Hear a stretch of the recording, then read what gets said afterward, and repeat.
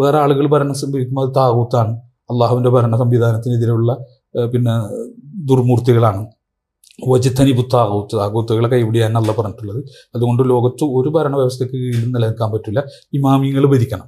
അങ്ങനെ ഇതിൻ്റെ ഷിയായിസത്തിൻ്റെ ഈ ഇമാം സങ്കല്പം, അവരെ ഹാക്കിമിയത്ത് ഇമാം സങ്കല്പത്തുമായിട്ട് ബന്ധപ്പെട്ടാണ്.